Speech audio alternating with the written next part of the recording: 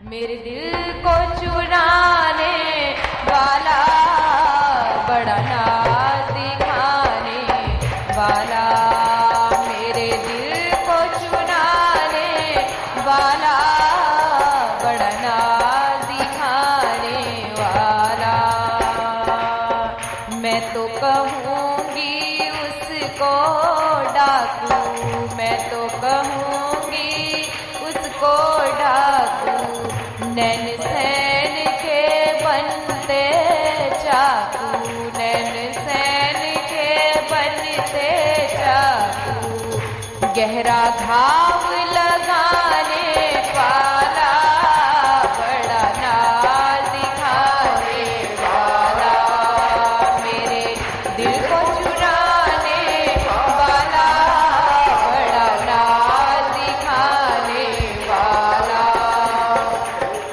चोरी करे ना पकड़ा जाए, चोरी करे ना पकड़ा जाए, छुप छुप आके सेंध लगाए, छुप छुप आके सेंध लगाए, नहीं शर्माने वाला, बड़ा नाज दिखाने वाला, मेरे दिल को चुराने वाला, बड़ा नाज दिखाने वाला।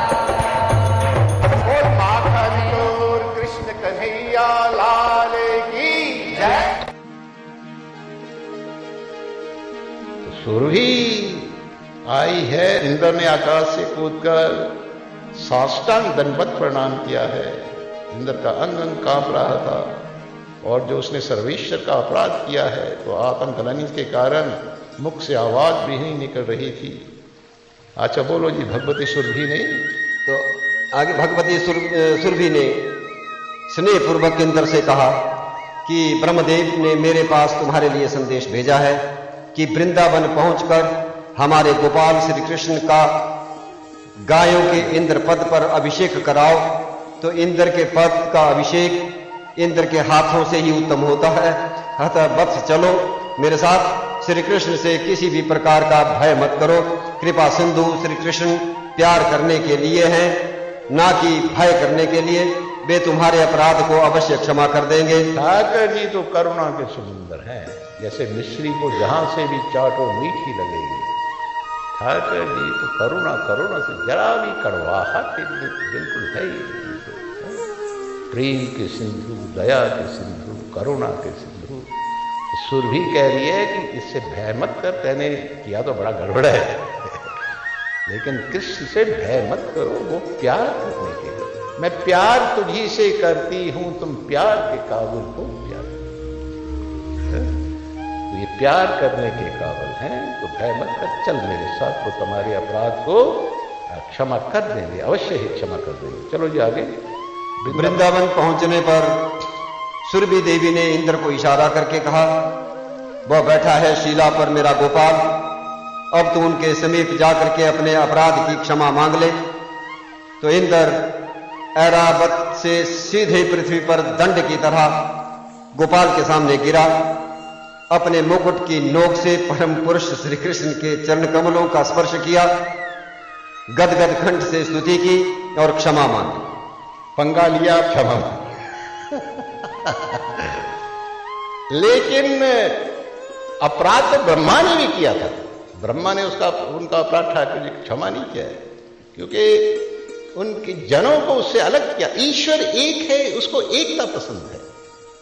दुनिया में दूसरों के हित लाभ कल्याण का पूरा ध्यान रखते हुए परस्पर प्रीति, सद्भावना और मेल मिलाप से जगत में भूले से भी मन वचन कर्म से किसी को पीड़ा मत पहुंचाओ, किसी को जलील मत करो, किसी को अपमानित मत करो। बस जितना दूसरों का भला हो सकता है, जितना दूसरों का लाभ पहुंचा सकते हो, जितनी दूसरों की सेवा कर सकते हो, जितना दूसरों को सुख पहुंचा सकते हो, तो जीवन में उतना ही करते। जैसे पिता शिशु की वाणी सुनता है, वैसे हमारे ठाकर सर्वेश्वर इंद्र की स्तुति को सुनते रहे हैं। तो देवराज इंद्र जब स्तुति कर बैठा, तब श्री कृष्ण उससे बोले, पुरंदर तुम तो बहुत अच्छे हो। ये कहा, यू आर वेरी ग्रेट। तुमने 7 दिन तक मेरे समीप कटा। देखो, अपराध को तो आराधना मानने वाला शील भगवान के सिवा और किस में हो सकता है। उस अपराध को क्या माना ठाकर जी ने? इंद्र की आराधना। ऐसा है। चलो जी, फिर कहते हैं कि भगवान का अपराध ब्रह्मा और इंद्र दोनों ने किया। इंद्र ने अपने अपराध के माध्यम से सारे ब्रजवासियों को इकट्ठा करके भगवान के सामने तो जहां पर लड़ाई झगड़ा होता है, विषमता होती है, वहां आसुरी साम्राज्य फैल जाता है। सही बात है। वहां बरकत नहीं रही, वहां शांति नहीं रहेगी। जहां कला क्लेश होती है, वो देखो यहां पर इकट्ठा किया, भगवान के सामने रखा उसको, उनको। अतः भगवान इंद्र पर प्रसन्न हुए, परंतु ब्रह्मा ने भगवान के प्रिय ग्वाल बाल और बिछड़ों को उनसे अलग कर देने का प्रयास किया। 1 साल भर सुमेरु पर्वत की गुफा में उसको रखा। इस कारण से भगवान ब्रह्मा को भगवान श्री कृष्ण की नाराजगी का शिकार होने पड़ा। उस तरफ झांका नहीं है ठाकुर जी ने। 40 श्लोकों में स्तुति की है, लेकिन नतीजा 0। 4 मुख वाले ब्रह्मा ने 40 श्लोकों में स्तुति की। 40 श्लोकों में 40 श्लोकों, 4 के आगे क्या है? 0, तो बना वो 40।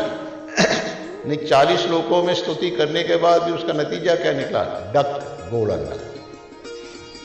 देखा नहीं ठाकुर जी ने उनके पास। और भगवान ने ब्रह्मा से बात तक नहीं की। भगवान एक हैं, अतः भगवान एकता से बड़े प्रसन्न होते हैं। जो जीवों को भगवान से अलग करते हैं, उनको भगवान की नाराजगी का शिकार होना पड़ता है। एक बात है। भगवान कृष्ण ने इंद्र से कहा है कि अब आगे से अभिमान मत करना, चलो जाओ बैठो अपने इंद्र सिंहासन पे। बोलो जी। इसके बाद भगवती सुरभि और देवराज इंद्र के द्वारा भगवान श्री कृष्ण का इंद्र पद पर अभिषेक हुआ और कन्हैया का नाम पड़ा गोविंद। यहां पड़ा उनका नाम गोविंद। गौओं का अधिपति बने हैं, इसलिए यहां पड़ा उनका नाम गोविंद। ये गोविंद नाम की परिभाषा यहां हुई। तो आकाश में स्थित हो देवता पुष्प बरसार कर जय जयकार करने लगे। तो भगवान के अभिषेक के दूध को जहां इकट्ठा था उसे सुरभि कुंड कहते हैं। और यह स्थान गिरिराज की परिक्रमा मार्ग में आता है। गोविंदाभिषेक की यह पावन तिथि कार्तिक मास की शुक्लाष्टमी गोपाष्टमी धन्य है। बोलिए गिरिधर गोविंद भगवान की जय। अब गोवर्धन वृंदावन कैसे पहुंचा? तो गोवर्धन का ये पूर्व इतिहास है। तो भगवान शंकर के परम भक्त महर्षि पुलस्त्य, उनको देवर्षि नारद से पता चला कि श्री कृष्ण के से प्रकट उनका क्रीड़ा पर्वत गोवर्धन शामल्ली द्वीप में द्रोणाचार्य का पुत्र बनकर प्रकट हो चुका है। और महर्षि पुलस्त्य ने निश्चय कर लिया कि मैं इस पावनतम गोवर्धन पर्वत से अपने आराध्य पुरारी की काशीपुरी को अलंकृत करूंगा। तो महर्षि पुलस्त्य शामल्ली द्वीप पहुंचे और द्रोणाचार्य से उनके पुत्र गोवर्धन को काशी में स्थापित करने के लिए मांगा। जब गोवर्धन से पूछा गया तो उसने कहा कि यदि महर्षि पुलस्त्य मुझे मार्ग में त्यागेंगे, नहीं तो मैं इस शर्त पर उनके साथ चलने के लिए तैयार हूं। तो महर्षि पुलस्त्य ने यह शर्त स्वीकार कर ली। तो कैलाश के पास पहुंचकर महर्षि पुलस्त्य को अपने वचन की याद नहीं रही।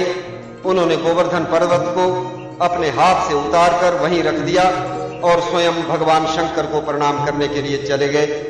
और वापस आकर जब गोवर्धन को उठाने लगे तो वह अपने स्थान से हिला ही नहीं। तो महर्षि पुलस्त्य ने क्रोध में आकर गोवर्धन को शाप दे दिया कि तू प्रतिदिन तिल जितना घटता रहेगा और कलयुग के पूर्ण प्रभाव के आने पर पृथ्वी पर से तेरा लोप हो जाएगा। तो त्रेता युग में लंका पर चढ़ाई करने हेतु सेतु बांध का कार्य जोरों पर था। इस कार्य के लिए पत्थरों को इकट्ठा करते करते श्री हनुमान जी कैलाश के समीप पहुंच गए और उन्होंने भगवान श्री राम की अंतः प्रेरणा से महर्षि पुलस्त्य द्वारा त्यागे गोवर्धन को ही सेतुबंध के लिए उठाने की सोची। गोवर्धन कोई सामान्य पर्वत तो था नहीं जो शक्ति लगाकर उठाया जा सकता, किंतु जब हनुमान जी ने भगवान श्री राम के दर्शन और सेवा का प्रलोभन दिया तो गोवर्धन उठ गया। गोवर्धन को लेकर जब हनुमान जी ब्रज में पहुंचे तो उन्हें श्री राम का संदेश मिला कि सेतु का कार्य पूरा हो चुका है, अतः अब और पत्थर ना लाए जाएं। आज्ञा सुनते ही हनुमान जी ने गोवर्धन पर्वत को ब्रज में ही छोड़ दिया।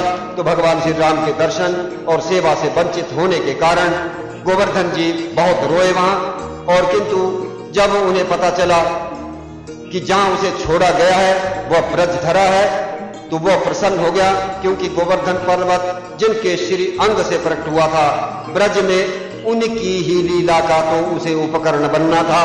उधर श्री राम जी के पास पहुंचकर हनुमान जी ने गोवर्धन की सारी व्यथा प्रभु श्री राम को सुना दी। तो भगवान श्री राम ने गोवर्धन को वरदान दिया कि तुम 7 क्षण मेरे परम भक्त हनुमान के हाथों पर बैठे रहे हो। ये है 7 क्षण तक बैठे हैं हनुमान जी के हाथों में, तो उन्होंने वरदान दिया कि मैं तुम्हें 7 दिन और 7 रात तक अपने बाएं हाथ की कनिष्ठ उंगली पर धारण करूंगा। गोवर्धन को उन्होंने वरदान दिया, इतना ही नहीं, मैं प्रत्यक्ष रूप से तेरे भीतर वास भी करूंगा। तो श्री गिरिराज गोवर्धन भगवान का ही साक्षात स्वरूप है। अब गोवर्धन लीला की फलश्रुति क्या है? कि गोवर्धन लीला हमें सिखलाती है कि 1 साल में कम से कम 1 महीना घर से बाहर निकलकर किसी पवित्र और सात्विक स्थान पर निवास करना चाहिए। ये तो गृहस्थ धर्म में भी आदेश दिया है भगवान। गृहस्थ सदाचार जो तुम्हें सुनाए थे परसों, है ना, उसमें भी आया है कि 1 वर्ष में कम से कम 1 महीना घर से बाहर निकलकर किसी पवित्र और सात्विक स्थान पर निवास करना है। क्यों करना है? क्योंकि घर गृहस्थी जो है ये भोग भूमि होने के कारण घर में विषमता और पाप होते रहते हैं। भोग भूमि में भक्ति का ह्रास होता है और सात्विक भूमि में भक्ति की वृद्धि होती है। गोप गोपियों ने भी अपने घर द्वार छोड़कर लगातार 7 दिन तक गिरिराज के नीचे भगवान के साथ क्या किया था? वास किया था। दूसरी फलश्रुति इसकी ये है कि भगवान ने अपने हाथ की सबसे